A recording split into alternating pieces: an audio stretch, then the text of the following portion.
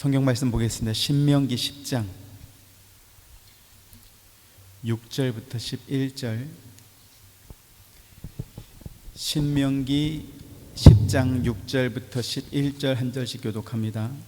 이스라엘 자손이 브에롯 브에야간에서 길을 떠나 모세라에 이르러 아론이 거기서 죽어 장사되었고 그의 아들 엘리야살이 그를 이어 제사장의 직임을 행하였으며 또 거기를 떠나 굿고다에 이르고 굿고다를 떠나 욥바다에 이른즉 그 땅에는 시내가 많았으며 그때 여호와께서 레위 지파를 구별하여 여호와의 언약궤를 매게 하며 여호와 앞에 서서 그를 섬기며 또 여호와의 이름으로 축복하게 하셨으니 그 일은 오늘까지 이르느니라. 그러므로 레위는 그의 형제 중에 분깃이 없으며 기업이 없고 내 하나님 여호와께서 그에게 말씀하신 것 같이 여호와가 그의 기업이시니라. 내가 처음과 같이 40주 40야를 산에 머물렀고 그때에도 여호와께서 내 말을 들으사 너를 차마 멸하지 아니하시고 여호와께서 내게 이르시되 일어나서 백성보다 먼저 길을 떠나라. 내가 그들에게 주리라고 그들의 조상들에게 맹세한 땅에 그들이 들어가서 그것을 차지하리라 하셨느니라. 아멘. 지난 시간에 모세가 던져서 깨뜨린 두 돌판 10계명을 하나님께서 모세에게 똑같은 돌판을 다시 만들어 와라. 그래서 그곳에 다시 10계명을 써주시고 그것을 조각목으로 만든 궤 안에 보관하도록 명령하신 것을 살펴보았습니다. 이스라엘 백성은 하나님의 사랑과 보호가 아니라 저주와 징벌을 받아야 마땅합니다. 하나님께서 모세를 시내산 위로 불러올리시기 전에 우레와 번개와 빽빽한 구름이 산 위에 있고 매우 큰 나팔 소리 같은 그러한 모습으로 이스라엘 백성을 찾아오셨습니다. 그들은 하나님께서 자기들을 찾아오신 그 현상만 보고 또 그 안에서 말씀하시는 하나님의 음성을 듣고 죽을 것 같은 두려움에 빠졌습니다. 그래서 하나님께서 직접 자기들에게 말씀하지 마시고 모세가 대표로 가서 하나님 말씀을 듣고 자기들에게 전해주면 자기들이 그 말을 듣겠다 이렇게 말했던 것이죠. 그런데 그렇게 해서 모세가 하나님을 만나러 간 그 시간을 기다리지 못하고 모세가 돌아오기도 전에 그들은 산 밑에서 금송아지 우상을 만들어 놓고 그것이 자기들을 애굽에서 인도한 신이라 그가 우리를 구원했다라고 하면서 그 앞에 제물을 바치고 춤추고 노래하면서 섬겼던 것입니다. 그 모습을 본 모세는 크게 분노하면서 하나님에게서 받은 두 돌판 10계명을 던져서 깨뜨렸습니다. 그들이 한 행동은 하나님께서 진멸하겠다라고 말씀하실 만큼 대단히 잘못된 죄였기 때문에 그렇습니다. 하지만 그럼에도 불구하고 하나님께서는 모세가 던져서 깨뜨렸던 것과 똑같은 돌판 두 개를 다시 다듬어 가지고 오라고 말씀하셨고 거기에 다시 10계명을 써주셨던 것이죠. 그래서 하나님께서 다시 써주신 10계명은 비록 그들이 하나님께 용서받을 수 없는 큰 죄를 범하긴 했지만 그러나 하나님께서 그들을 절대로 포기하지 않는다라는 징표라고도 말씀드렸습니다. 그리고 그것을 교회 안에 넣어 보관하도록 해서 그들이 하나님의 은혜를 한 번만 받고 끝난 것이 아니고 대대로 그 계명을 지켜야 되는 규범이 되게 하셨던 것입니다. 이제 6절부터 9절까지 말씀을 보시면 아론이 죽고 그의 아들 엘르아살이 아론을 이어 제사장이 됩니다. 그리고 하나님께서는 레위 지파를 구별해서 그들로 하나님의 언약궤를 매게 했고 그리고 여호와 앞에 서서 여호와를 섬기는 직분을 레위 지파에게 주셨습니다. 무엇보다 하나님께서는 여호와 앞에 서서 그를 섬기는 제사장들에게 여호와의 이름으로 백성들을 축복하게 하는 그 일을 대대로 이어가며 하도록 그렇게 맡기셨던 것이죠. 아론의 제사장 직분이 그의 아들 엘르아살에 내려가고 그 다음에 그 아들 비느하스로 내려가는 이 일은 하나님께서 이스라엘 백성들에게 베푸시는 복과 구원의 은혜가 계속 이어지는 것을 상징합니다. 오늘 본문 내용은 아니지만 그러나 이제 오늘날 교회에서 신앙생활하는 성도들 또 교회에서 상처받고 실망해서 떠난 성도들, 그런가 하면 교회 바깥에서 교회를 바라보는 사람들까지 넓게 퍼져 있는 어떤 한 주제에 대해서 잠시 좀 말씀을 드리려고 합니다. 그것은 담임 목사의 아들이나 혹은 사위가 교회를 물려받는 소위 교회 세습에 관한 문제입니다. 저희 아버님은 6남 2녀 중에 장남입니다. 아버님과 첫째, 둘째 아버지, 그래서 위로 3명의 형제가 목사님입니다. 큰 고모죠. 매형이 목사님이시고 작은 고모는 신학은 공부를 했지만 이제 보수 교단이다 보니까 목사 안수를 받고 평생 전도사로 사역을 하시다가 이제 은퇴하셨습니다. 그리고 다섯째 작은 어머님이 목사 안수를 받으시고 지금 필리핀에서 선교를 하고 계십니다. 그래서 아버님 형제 8명 중에서 5명이 목사고 1명이 전도사이고 나머지 2명 형제는 장로가 되었습니다. 어머님 쪽에서도 2남 5녀 7남매인데 오빠 2명이 목사님이시고 또 둘째 언니와 어머님 그리고 5째 막내 이모부가 또 목사가 되었습니다. 그래서 어머님 쪽도 5명이 목사입니다. 어머님, 아버님 형제들 가운데 그 자녀들 중에서 저 포함해서 4명이 또 목사가 되었습니다. 제가 신학교에 다닐 때만 해도 목사님의 자녀들이 신학교에 상당히 많았습니다. 물고기가 물에서 사는 것이 자연스러웠던 것처럼 어릴 때부터 교회를 중심으로 자란 자녀들이 목사의 길로 들어서는 것이 상당히 자연스러웠기 때문에 그렇습니다. 근데 제가 신학교 다닐 때만 해도 교회 세습에 대한 이야기는 들어본 적이 없습니다. 그런데 신대원을 졸업하고 이제 목사 안수를 받으려고 하는 2000년경에 손봉호 교수를 중심으로 한 기독교 윤리 실천 운동이라고 하는 기윤실이 이제 1987년도에 만들어졌는데 그 기윤실을 중심으로 해서 교회 세습 반대 운동이 벌어졌습니다.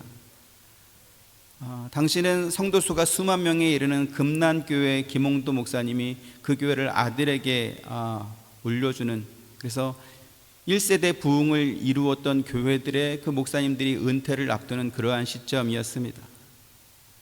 한국 교회의 성장은 한국의 경제 성장과 그 성장 곡선을 같이 합니다. 새벽 예배를 드리고 출근하고 또 퇴근하고 돌아오다가 교회에 들려서 기도하고 집에 가는 그러한 성도들이 상당히 많았던 그러한 시기였고 또 많은 성도들이 잘 됐습니다. 교회도 잘 됐고 성도님도 잘 됐습니다. 그런데 복음에 합당한 삶과 또 경건한 생활 자세를 장려한다라고 그러한 목적으로 설립된 기윤실이 교회 세습은 부의 대물림이라고 하는 주장을 하고 나선 것입니다. 각종 언론의 인터뷰로 칼럼으로 여론을 만들고 또 여러 가지 다양한 토론회를 통해서 교회를 바로 세우고 목회자 윤리를 회복하는 것이 교회를 건강하게 하는 것이다 라고 하면서 교회 세습 반대를 주장했습니다. 사회 여론이 그렇게 만들어지다 보니까 기독교 교단 안에서도 감리교단과 또 한국 기독교 장로 기장이죠. 그리고 예장 백석 같은 교단에서는 헌법으로 세습 금지를 또 만들기도 했습니다. 그에 비해서 장로교회 큰 교단인 통합교단 또 합동교단 고신교단은 세습 금지 교회 세습 금지법에 대한 그러한 총회가 열릴 때마다 회의를 많이 하긴 하지만 아직 교회 헌법으로는 제정하지 않고 있습니다. 그런데 제가 지금 드리려고 하는 말씀은 교단이 법으로 정해지 그렇게 헌법으로 만들지 않았다 할지라도 대부분 교회 목사님들은 교회를 세습하지 않습니다. 왜 그럴까요? 사회에서 부정적인 여론이 많기 때문에 그럴까요? 사실은 목사의 자녀가 목사가 돼서 아버지의 교회를 물려받는 그러한 자녀들이 많이 없기 때문에 그렇습니다. 앞서도 말씀드렸던 것처럼 제가 신학교에 입학할 때만 해도 목사님 자녀가 상당히 많았습니다. 교회를 세습해야 되겠다 해서 목사가 된 것이 아니고 어려서부터 성도들로부터 자기 부모님이 이렇게 사랑받고 존중받는 모습을 보면서 목사가 되는 게 좋겠다라고 생각해서 목사가 되는 사람들이 많았던 것입니다. 그런데 어느 순간부터 목사님의 자녀가 신학교를 가고 목사가 되겠다라고 하면 성도들로부터 눈총을 받기 시작했습니다. 너 교회 세습하려고 목사 되려고 그러는 거지? 이런 눈총을 받는 것입니다. 그래서 끊임없이 자기 증명을 해야 되는 그러한 상황에 놓이게 됩니다.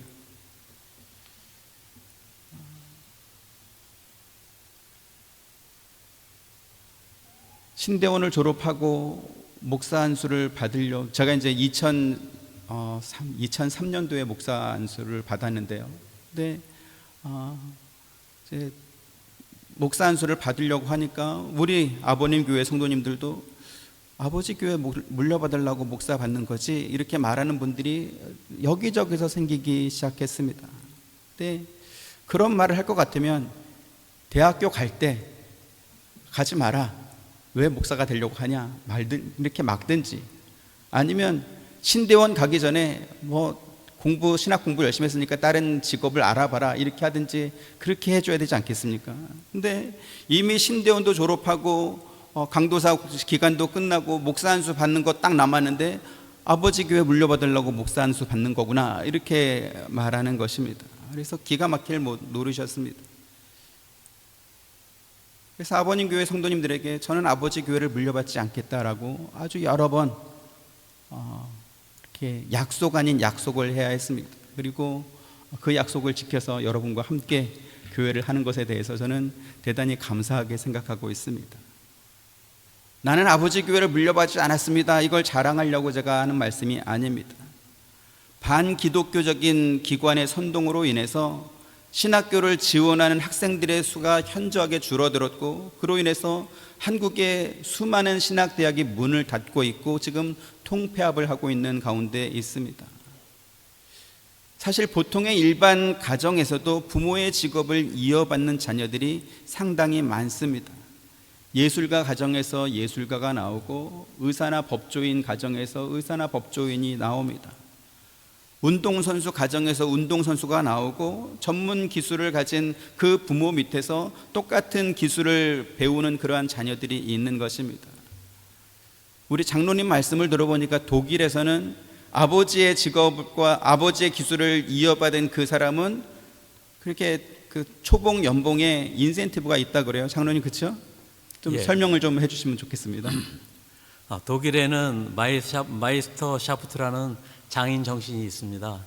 그래서 그 나라는 그것 때문에 숭룡공, 이렇게 마이스터가 되면 마이스터가 여러 가지 혜택이 있는데, 그 중에 장공을 열 수도 있고, 그 다음에 제자를 기를 수 있고, 그 다음에 은퇴하면은 자식이 그걸 이어받겠다 하면 자식은 그 아버지 월급을 그대로 이어서 초봉을 받게 됩니다. 네.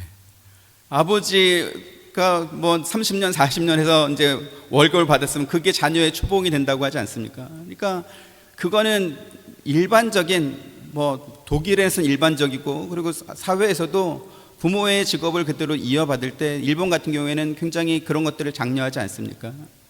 근데 지금은 목회자의 자녀들이 목회의 길을 걸어가는 것을 좋아하지 않습니다. 아직 어린 학생인데 너 세습하려고 목사 되려고 하는 거지, 이러한 말은 대단히 상처가 되는 것이죠.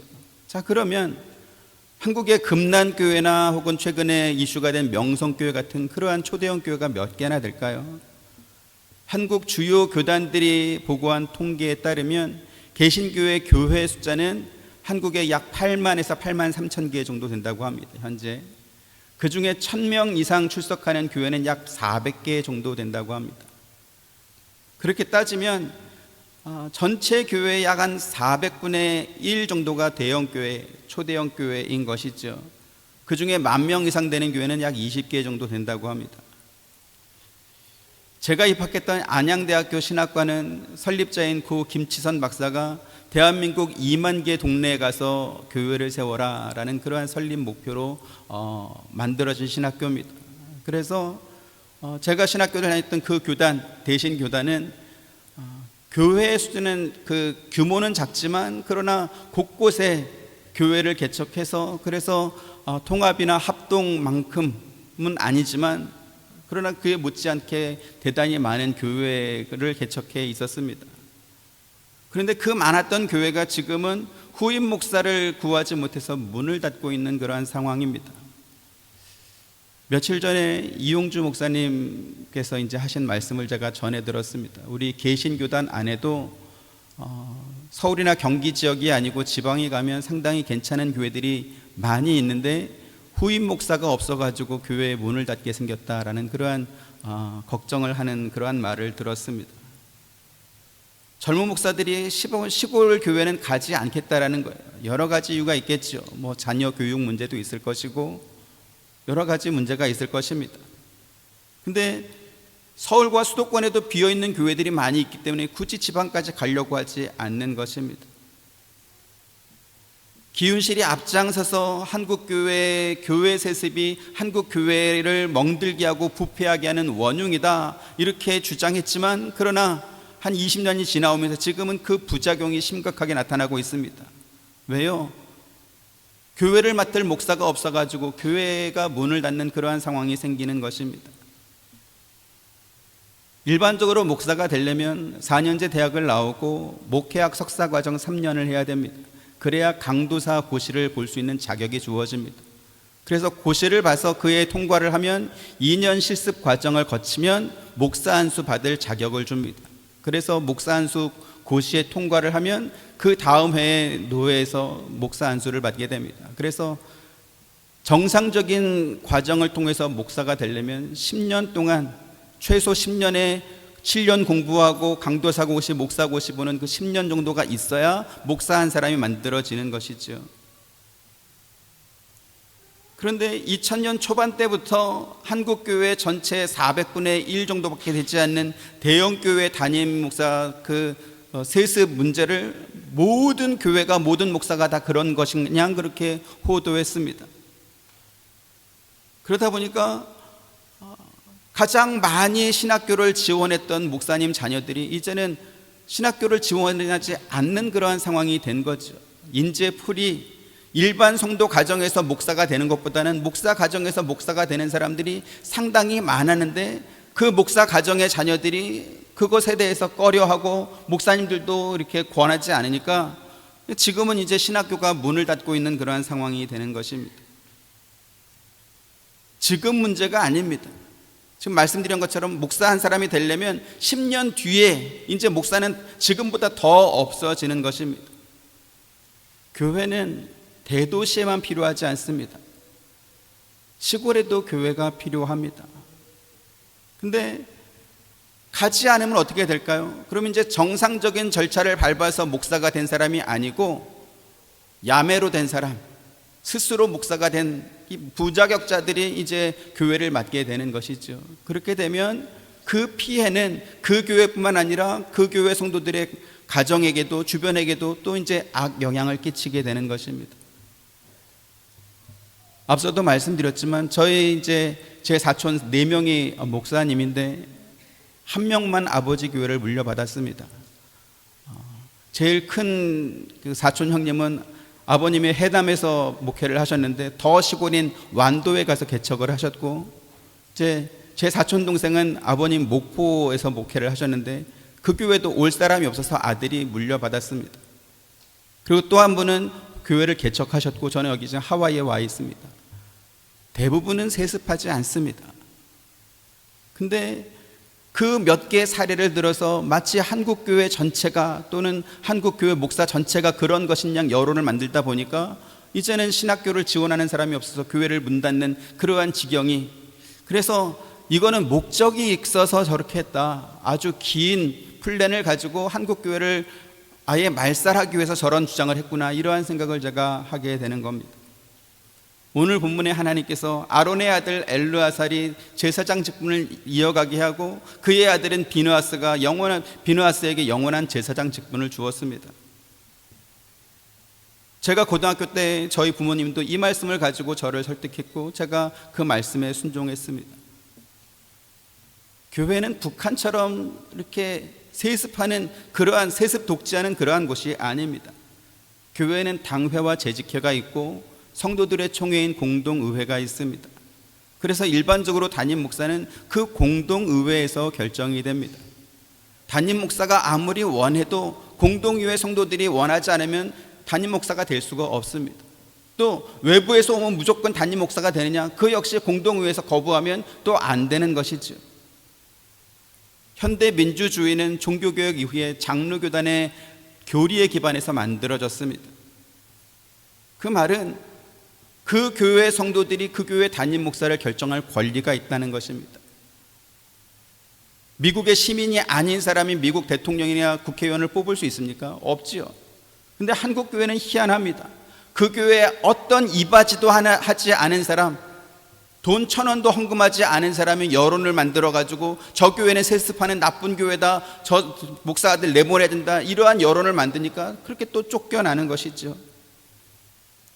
앞서도 말씀드렸던 합동이나 통합이나 고신교단들이 해마다 총회 때 이 세습 반대에 대해서 토론은 하지만 그러나 그것을 헌법으로 못 박지 못하는 이유가 있습니다. 법은 만인에게 평등하지 않습니까? 그러면 1,000명 이상의 교인은 그 교회는 세습하면 안 되고 시골의 작은 교회는 세습해도 된다, 이러한 법은 어떻게 만들어요? 그럴 수 없죠. 이게 안 되면 저것도 안 되는 거고 저게 되면 이것도 되는 거죠. 법은 만인 앞에 평등하니까. 세습 반대를 말할 것이 아니고 전체 교회를 봐야 되는데, 그리고 모든 대형교가 다 세습하는 것도 아니고 8만 분의 400이면 0.025%고 그 중에 몇 개면 0.000 몇 %일 건데 그걸 가지고 한국교회 전체가 잘못된 것처럼 그렇게 여론을 만들다 보니까 지금도 그렇게 생각하는 사람들이 상당히 있고요. 그래서 이러한 문제가 한국교회 전체가 이제 문을 닫게 생기는 그러한 곳으로 가지 않을까 대단히 염려하고 있습니다. 오늘 본문과 관련해서 함께 생각했으면 좋겠다 싶어서 좀 길게 말씀을 드렸습니다. 오늘 본문 10절 같이 보시죠. 시작.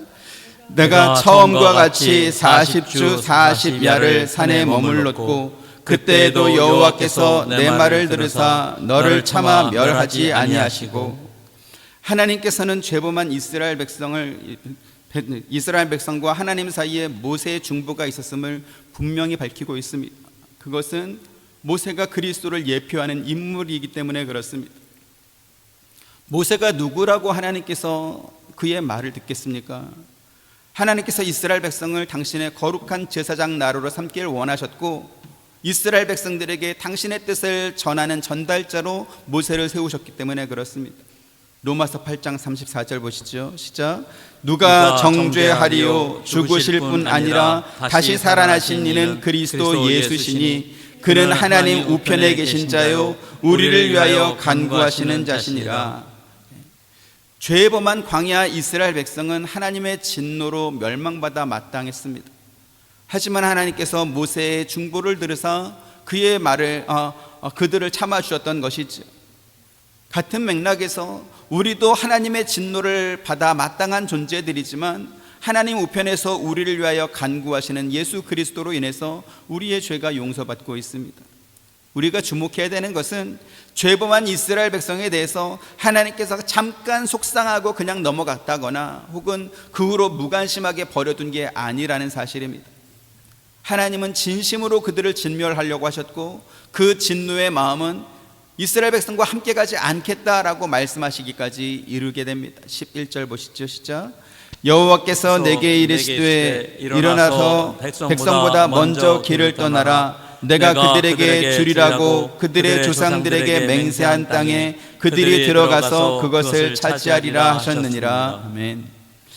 이 말씀만 보면 모세 네가 알아서 네 백성들 데리고 떠나라 이렇게 말씀하신 것처럼 보입니다. 하나님께서 처음 모세를 찾아오셨을 때는 내가 반드시 너와 함께 있으리라 라고 말씀하셨는데 송아지 우상 사건이 벌어진 이후에는 그 마음이 바뀐 것처럼 그렇게 보이기 때문이죠. 한번 보시죠. 출애굽기 3장 12절 시작. 하나님이 이르시되 내가 반드시 너와 함께 있으리라. 네가 그 백성을 애굽에서 인도하여 낸 후에 너희가 이 산에서 하나님을 섬기리니 이것이 내가 너를 보낸 증거니라. 하나님께서 너희가 이 산에서 하나님을 섬기리니 라고 말씀하신 이 산은 모세가 처음으로 하나님을 만났던 호렙산, 또 다른 말로 신의 산입니다. 그때 하나님께서 모세에게 뭐라고 하셨죠? 내가 반드시 너와 함께 하리라고 했습니다. 그런데 지금은 모세에게 백성보다 먼저 길을 떠나라, 이렇게 마치 남 이야기하듯이 지금 말씀하고 있습니다. 그럼 그 이유를 알려면 이 사건이 있었던 그때의 기록을 찾아봐야 될 것입니다.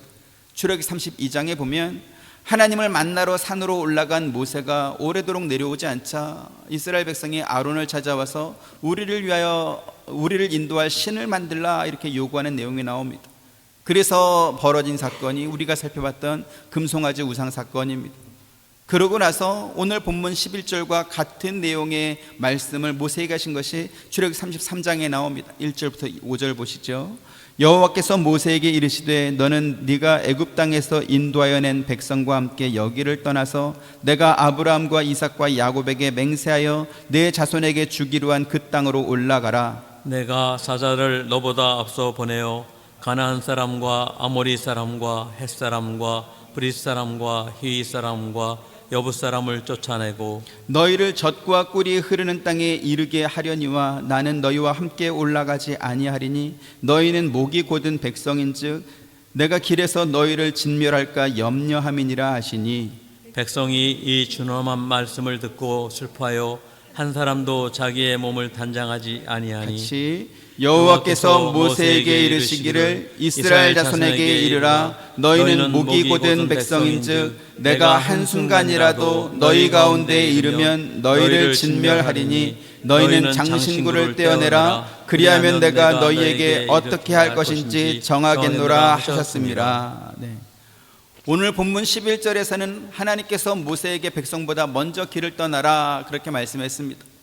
그런데 출애굽기 말씀에서는 내가 사자를 너보다 앞서 보내어 그래서 가나안 족속을 쫓아내고 너희를 젖과 꿀이 흐른 땅에 이르도록 하겠다, 이렇게 말씀하는 것이죠. 하나님께서 모세와 영원토록 함께 가지 않겠다라고 말씀한 것이 아니고 당신의 사자를 먼저 보내고 백성들은 모세의 뒤를 따라오도록 그렇게 하신 것입니다. 여기서 우리가 확인해야 될 것이 있습니다. 그러면 왜 하나님께서 모세와 함께 가지 않겠다라고 말씀하셨는가 하는 것이지. 그 이유에 대해서 3절과 5절에 이렇게 말합니다. 어떻게 해요? 너희는 목이 곧은 백성이다 라고 말합니다. 하나님 앞에 목이 곧다라는 것이지. 목이 곧다라는 말은 그들이 하나님을 하나님으로 인정하지 않았다라는 뜻입니다. 출애굽한 이스라엘 백성이 시내산에 오는 동안, 시내산까지 오는 동안 하나님께서 얼마나 많은 기적을 그들에게 보이셨습니까? 출애굽기에 나타난 대부분의 기적은 그 안에 이루어진 것들입니다. 그런데도 그들은 아론에게 우리를 인도할 신을 만들라, 이렇게 요구하는 것이죠. 출애굽기 32장 1절 같이 봅니다. 시작. 백성이 모세가 산에서 내려옴이 더딤을 보고 모여 백성이 아론에게 이르러 말하되 일어나라 우리를 위하여 우리를 인도할 신을 만들라. 이 모세 곧 우리를 애굽 땅에서 인도하여 낸 사람은 어찌 되었는지 알지 못함이니라. 네. 모세는 어떤 사람입니까? 자기가 섬기는 신의 이름을 힘입어서 사람들에게 미래를 점쳐주는 무당이 아닙니다. 혹은 사람들이 원하는 죽은 사람의 혼령을 불러와 가지고 그가 말해주는 것을 전달해주는 그러한 영매도 아닙니다. 이스라엘 백성이 이 모세 곧 우리를 애굽 땅에서 인도해낸 사람은 어찌 되었는지 알지 못함이니라 라고 말한 것은 그들이 모세를 어떻게 생각하고 있었는지를 보여주는 말이죠. 이스라엘 백성은 지구 역사상 그 누구도 경험해보지 못한 그러한 기적을 목격했던 사람이고 또 매일 만나를 먹으면서 또 구름 기둥과 불 기둥의 은혜를 받으면서 경험하고 있는 사람입니다. 그럼에도 불구하고 그들은 모세를 마치 무당 취급하고 하나님은 귀신 중에 하나인 것처럼 그렇게 여기고 있는 것입니다. 무당이나 영매 같은 사람뿐만 아니라 우상을 섬기는 사람들의 공통점이 있습니다. 그건 뭐냐면 신의 뜻을 물어달라라고 복채를 주는 인간이 갑이라는 것입니다. 신이 갑이 아니고 복채를 주는 인간이 갑입니다. 그들이 부르는 신은 인간이 궁금해하는 것을 대답해주는 어떤 존재에 불과할 뿐이죠. 우상은 인간의 생각이나 의지나 행동에 어떤 영향을 주지 못합니다. 심지어 우상이 신이라고 하지만 그 신의 뜻을 사람에게 전달하지도 못합니다. 그저 인간이 물어보면 묻는 말에 대답이나 할 뿐이지. 그런데 이스라엘 백성이 모세를 그러한 사람으로 여겼고, 그리고 자기들을 애굽에서 인도해내신 하나님을 그들이 애굽에서 늘 봐왔던 그 많은 우상 중에 하나 정도로만 여겼던 것입니다. 우리가 출애굽기에서 확인하지만 그들의 이러한 행동과 이러한 생각과 행동은 하나님이 행하신 기적을 본 적이 없어서, 혹은 그 기적이 간헐적으로 몇 번밖에 없어가지고 믿을만하지 못해서 그런 것이 아닙니다. 하나님께서 말씀하신 것처럼 그들이 목이 곧은 백성이었기 때문에 그래 왔던 것입니다. 그런데 십계명을 새로 받고도 그들의 잘못된 생각과 그들의 행동이 바뀌지 않고 계속 반복된다면 그들은 하나님께서 정한 그 법에 어긋난 그 죄에 대한 벌을 받을 수밖에 없게 되는 것입니다. 그래서 하나님께서 너희는 목이 곧은 백성인즉 내가 길에서 너희를 진멸할까 염려함이니라, 이렇게 그들과 함께 할 수 없는 이유에 대해서 말씀하는 거죠. 왜요? 너희가 죄를 범하면 진멸할 텐데 내가 어떻게 너희와 함께 가겠냐, 이 말씀을 하는 것입니다. 그러자 모세가 하나님께 이렇게 대답합니다. 출애굽기 33장 12절 13절, 모세가 여호와께 아뢰되 보시옵소서, 주께서 내게 이 백성을 인도하여 올라가라 하시면서 나와 함께 보낼 자를 내게 지시하시지 아니하나이다. 주께서 전에 말씀하시기를 나는 이름으로도 너를 알고 너도 내 앞에서 은총을 입었다 하셨사온즉, 내가 참으로 주의 목전에 은총을 입었사오면 원하건대 주의 길을 내게 보이사 내게 주를 알리시고 나로 주의 목전에 은총을 입게 하시며 이 족속을 주의 백성으로 여기소서. 아멘. 하나님께서 모세를 이스라엘 백성에게 보내신 이유가 뭡니까? 그들을 인도하여 가나안 땅으로 들어가라 라는 것이었고, 그 근거는 아브라함과 이삭과 야곱에게 주었던 약속 때문이었습니다. 그래서 모세가 말합니다. 하나님, 이스라엘 백성이 하나님께 큰 죄를 범한 것은 맞습니다. 하지만 하나님께서 그들을 구원하기로 하신 것은 그들이 하나님 앞에 무슨 착한 일을 했다거나 혹은 하나님 말씀을 애굽에서부터 잘 듣고 순종해서 그래서 구원하신 것이 아니지 않습니까? 라는 그러한 이야기를 하는 겁니다. 하나님께서 아브라함과 이삭과 야곱에게 하신 그 약속을 지키기 위해서 구원을 시작하신 것 아닙니까?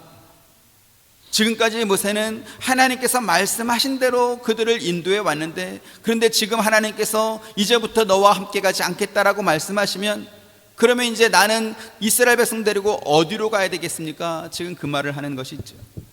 그래서 모세는 말합니다. 하나님께서 이 족속을 주의 백성으로 여겨주지 않는다면 그들은 어떤 곳에도 갈 수 없습니다. 그러니까 계속 인도해 주십시오, 이렇게 부탁했습니다. 그러자 하나님께서 이렇게 대답하십니다. 33장 14절 시작. 여호와께서 이르시되 내가 친히 가리라, 내가 너를 쉬게 하리라. 내가 너랑 같이 갈 때 걱정하지 마라. 그러자 모세가 다시 한번 하나님께 이렇게 간청하는 것이죠. 15절 16절, 모세가 여호와께 아뢰되 주께서 친히 가지 아니하시려거든 우리를 이곳에서 올려보내지 마옵소서. 나와 주의 백성이 주의 목전에 은총을 입은 줄을 무엇으로 알리이까? 주께서 우리와 함께 행하심으로 나와 주의 백성을 천하 만민 중에 구별하심이 아니니이까. 네. 사람들은 늘 결과만 봅니다. 그래서 결과만 좋으면 과정이 안 좋아도 그냥 넘어가 주는 것이죠. 이스라엘 백성들이 광야에서 어떻게 살았는지는 별로 생각하지 않고 어쨌든 그들이 가나안 땅을 차지하고 그 땅을 자기들의 기업으로 분배받았기 때문에 우리가 공로가 있다, 우리가 다른 민족보다 공의로워서 이 땅을 받았다, 그렇게 생각했습니다. 하지만 모세는 그들과 다른 이야기를 하나님께 하는 것이죠. 이스라엘 백성이 다른 민족보다 뛰어나서 하나님의 백성이 된 것이 아니라는 것입니다. 하나님께서 아브라함을 찾아오시고 이삭과 야곱을 찾아오셔서 그들을 자기 백성으로 삼아 주셨기 때문에 그들이 하나님의 백성이 된 것이고, 그래서 가나안 땅을 차지할 수 있었다라는 것입니다. 그 대표적인 예가 아버지와 형을 속이고 에서가 받아야 될 장자의 축복을 가로챈 다음에 외삼촌 라반의 집으로 도망가다가 야곱이 노숙하며 꾼 꿈 이야기가 있습니다. 야곱이 꿈을 꿨기 때문에 야곱이 하나님을 찾아갔다 이렇게 생각하면 절대로 안 됩니다. 왜요? 꿈은 내가 꾸고 싶다고 해서 꾸어지는 것이 아니기 때문에 그렇습니다. 꿈은 언제나 수동적입니다. 나 오늘 이 꿈 꿔야지 그러고 자면 그 꿈이 꾸어집니까? 그런 꿈은 없습니다. 창세기 28장 11절부터 15절 보죠. 한 곳에 이르러는 해가 진지라 거기서 유숙하려고 그곳에 한 돌을 가져다가 베개로 삼고 거기 누워 자더니 꿈에 본즉 사닥다리가 땅 위에 서 있는데 그 꼭대기가 하늘에 닿았고 또 본즉 하나님의 사자들이 그 위에서 오르락 내리락 하고 또 본즉 여호와께서 그 위에 서서 이르시되 나는 여호와니 너의 조부 아브라함의 하나님이요 이삭의 하나님이라 네가 누워있는 땅을 내가 너와 네 자손에게 주리니 내 자손이 땅의 티끌같이 되어 내가 서쪽과 동쪽과 북쪽과 남쪽으로 퍼져나갈지며 땅의 모든 족속이 너와 내 자손으로 말미암아 복을 받으리라. 같이 내가 너와 함께 있어 네가 어디로 가든지 너를 지키며 너를 이끌어 이 땅으로 돌아오게 할지라 내가 네게 허락한 것을 다 이루기까지 너를 떠나지 아니하리라 하신지라. 아멘. 야곱이 잠을 잘 데가 없어서 길바닥에서 돌을 베고 잠을 자고 있는 그곳에 하나님께서 찾아오셨습니다. 야곱을 보호할 수 있는 어떤 야곱을 지켜줄 아무도 없는 그곳에 하나님이 야곱과 함께 계셨던 것입니다. 우리가 성경에서 야곱의 됨됨이를 확인했지만 그가 하나님의 도움을 받을 만한 행동을 한 적이 없습니다. 야곱이 어떤 사람입니까? 어려서부터 형을 속였던 사람이고 외삼촌은 그 하란으로 도망가게 된 그 이유도 사냥하는 사람인 에서 손에 걸리면 죽게 될 것이 뻔했기 때문에 그래서 야반도주를 하는 중이었습니다. 그러면 외삼촌 집에 가서는 어땠습니까? 물론 외삼촌도 야곱을 속이긴 했지만 야곱도 외삼촌을 속여가지고 삼촌 집에 있는 가장 좋은 양들을 다 자기 소유로 그렇게 만들었던 사람입니다. 그런 야곱이 애굽왕 바로에게 자기가 어떠한 인생을 살았는지 이렇게 자기의 인생 여정을 한마디로 말합니다. 창세기 47장 8절 9절 바로가 야곱에게 묻되 네 나이가 얼마냐? 야곱이 바로에게 아뢰되 내 나그네 길의 세월이 130년이이다. 내 나이가 얼마 못되니 우리의 조상의 나그네 길의 연조에 미치지 못하나 험악한 세월을 보내었나이다 하고. 네. 야곱이 살았던 험악한 세월은 누가 등 떠밀러 가지고 그렇게 살게 된 것이 아닙니다. 야곱이 스스로 그렇게 산 인생이었습니다. 하지만 그러한 야곱을 하나님께서 찾아오신 것이죠. 아무 의지할 사람 없는 야곱이 풍찬 노숙하는 그곳에 하나님께서 찾아오셨습니다. 그와 같이 오늘 저와 여러분도 하나님께서 찾아오시는 줄 믿습니다. 하나님께서 모세에게 너 혼자 알아서 먼저 떠나라 이렇게 말씀하신 것처럼 보이지만 실제로는 하나님께서 당신의 사자를 모세보다 앞서 보내겠다 이렇게 약속하지 않습니까? 하지만 모세는 하나님의 사자가 내 앞에 가는 거 그거 원하지 않습니다. 하나님께서 함께 가지 않으면 나도 가지 않겠습니다. 그러면서 원하건대 주의 길을 내게 보이사 내게 주를 알리시고 나로 주의 목전에서 은총을 입게 하시며 이 족속을 주의 백성으로 여기소서라면서 머리를 숙이고 있습니다. 하나님께서 이스라엘 백성들에게 목이 곧다라고 말씀하셨지만 모세는 하나님께 고개를 숙이면서 은총을 입게 해달라고 간구했던 것입니다. 그리고 하나님께서는 모세의 그 간구를 들으시고 내가 친히 가리라 내가 너를 쉬게 하리라 이렇게 말씀하고 있습니다. 저와 여러분 우리 하와이 한빛 장로교회가 모세의 믿음과 그 신앙의 자세를 배우기를 주님의 이름으로 축원드립니다. 아멘. 우리는 하나님 앞에서 절대로 목이 곧으면 안 됩니다. 제가 여러분에게 겸손하게 살아야 된다 이런 말을 드리는 게 아닙니다. 겸손은 어떤 사람이 합니까? 힘 없는 사람, 자리가 낮은 사람, 이러한 사람은 겸손하지 않습니다. 겸손할 수가 없습니다. 겸손은 어떤 사람이 하죠? 실력이 있는 사람, 힘과 권위가 있는 사람이 비록 그런 것은 없지만 그러나 마땅히 존중받아야 되는 그러한 사람 앞에서 자기가 가진 힘과 능력과 권세를 사용하지 않고 자기를 낮출 때 그것을 겸손이라고 말합니다. 그러면 우리가 하나님 앞에 겸손할 수 있습니까? 우리는 그럴 수 없습니다. 왜요? 우리가 하나님보다 권위가 높아요? 힘이 세요? 뭐가 하나님과 비교할 만한 뭔가가 우리한테 있습니까? 아무것도 없습니다. 그런데 이스라엘 백성이 하나님 앞에서 목이 곧았습니다. 목이 뻣뻣했습니다. 하루 강아지 범 무서운지 모른다라는 그러한 속담이 아마 그런 것일 것입니다. 저와 여러분은 주제 파악을 잘 하시면 좋겠습니다. 그래서 언제나 하나님 앞에 고개를 숙이고 모세처럼 하나님의 은혜와 은총과 도우심을 간구하는 그러한 저와 여러분, 우리 하와이 한빛 장로교 되기를 주님의 이름으로 축원드립니다. 은혜로우신 아버지 하나님, 이스라엘 백성이 목이 곧았습니다. 그래서 하나님의 진노를 샀습니다. 오늘 우리의 목의 상태는 어떠한지 말씀을 통해서 다시 확인하기 원합니다. 도대체 우리가 무엇이기에 하나님 앞에 목을 고추 세울 수 있겠습니까? 고개를 숙이고 또 숙이고 땅바닥까지 낮아져도 부족한 것이 우리 피조물 또 죄범한 우리의 상태인 것을 다시 한번 주께 고백합니다. 모세가 하나님 앞에 은총과 도우심을 구했던 것처럼 우리도 하나님께 은총과 도우심을 구합니다. 우리를 찾아와 주시고 만나 주시고 우리의 연약함을 도와주옵소서. 예수님의 이름으로 기도드립니다. 아멘.